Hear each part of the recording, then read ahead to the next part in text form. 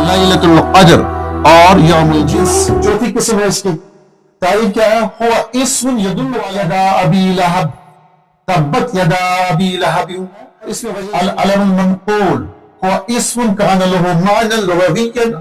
असल में इब्रानी ज़बान का लफ्ज़ है जिसका एक लुग़वी मफ़हूम है पानी से लुग़वी मफ़हूम बनता है कौमों का बाप या बड़ी जमातों का पेशवा। इस्मुन वुज़िअ अलमन मिन अव्वल अम्रिही वलम यकुन लहु मानन लुग़विय्यन। फ़िरऔन के वज़ीर का नाम था।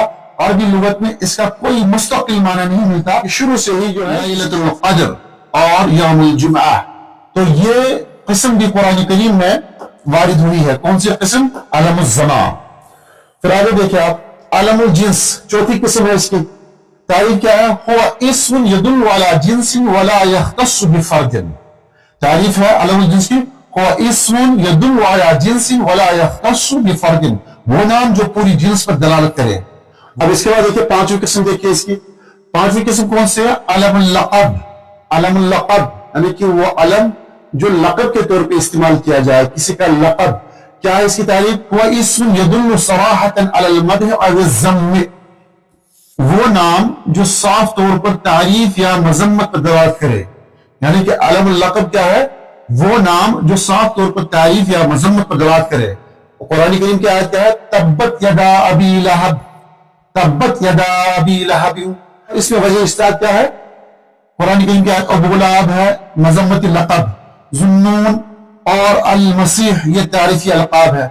यानी कुरान करीम में जो है यहाँ पे तब्बत यदा अबी लहब जो है ये क्या है? यहाँ पे जो है ये लक़ब है, लेकिन किसके लिए है? सराहत मजम्मत के लिए या फिर तारीफ के लिए। यहाँ पे मजम्मत के तौर पे होगा।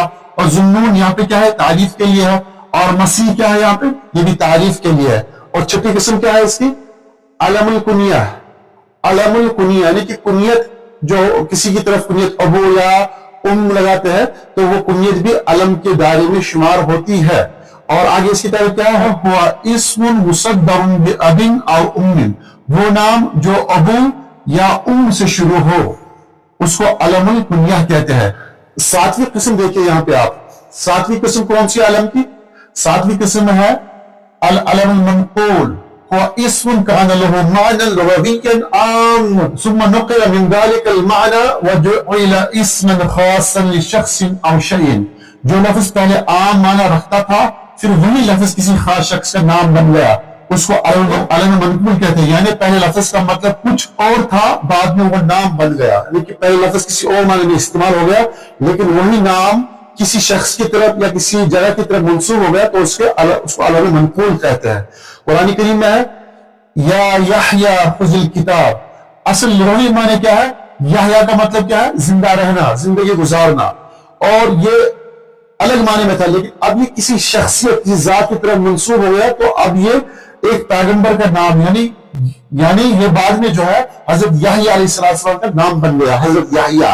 यहया का पहले माना था जिंदा होना, जिंदा रहना, फिर ये खास नाम बन गया, इसलिए ये अलम मनकूल कहलाएगा।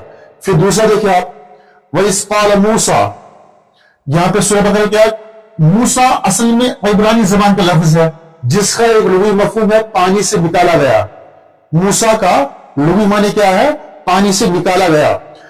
बाद में ये पैगंबर हजरत मूसा अलैहिस्सलाम का नाम बन गया। इन्ना इब्राहीम काना उम्मतन। इसी तरह जो है इब्राहिम को आप देखिए, जब हम इसकी लुग़वी तहकीक करते हैं तो अरबी लफ्ज नहीं है ये, यानी कि इब्राहिम असल अरबी लफ्ज नहीं है बल्कि ये इब्रानी जुबान से आया हुआ नाम है। इसकी असल शक्ल इब्रानी में अब्राम या अब्राहम है। इसके लुग़वी अज़्ज़ा क्या है? अब्र। अब्र के माने है बाप और हाम या हीम के माने है कौमों का बड़ा ग्रुप। इस तरह इसका लुग़वी मफ़हूम बनता है कौमों का बाप या बड़ी जमातों का पेशवा। पहले लफ्ज आम माना हो, बाद में किसी खास शख्स का नाम हो जाना, इसी तब्दीली को अलम मनकूल कहते हैं।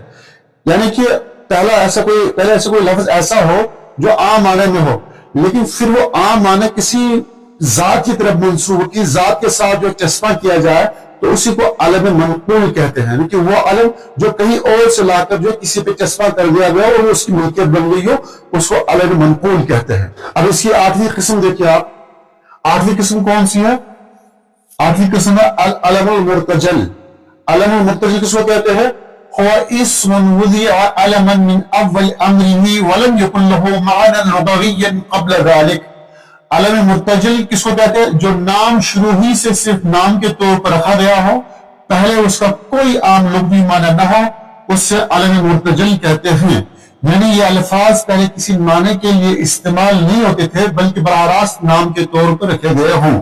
یعنی کہ علم مرتجل اس کو کہتے ہیں جو فی نفسی شروع سے ہی کسی کا نام تھا، اس کا کوئی لغوی معنی مفہوم کچھ بھی نہیں تھا. اب یہاں پہ کیا ہے؟ ان اللہ قد بعث لکم طالوت ملکا. طالوت بنی اسرائیل کے ایک بادشاہ کا نام ہے. عربی زبان میں طالوت کوئی معروف لغوی معنی نہیں رکھتا. یہ لفظ پہلے کسی عام معنی میں استعمال نہیں ہوتا تھا، اسی لیے یہ علم مرتجل ہے. حامان قرآن کریم میں ذکر ہوا ہے. حامان فرعون کے وزیر کا نام تھا. عربی لغت میں اس کا کوئی مستقل معنی نہیں ملتا، شروع سے ہی جو ہے کسی شخص کی طرف چسپا کر دیا گیا. اس کا لغوی معنی مفہوم کچھ بھی نہیں، کسی زبان سے نہیں آیا، بس لگا دیا گیا ہے، تو یہ جو ہے نام بن گیا کسی کا. ولنقرأ ونرتقي ولنقرأ ونرتقي وفي الجنة نلتقي ننتظر الحفل العظيم ودوما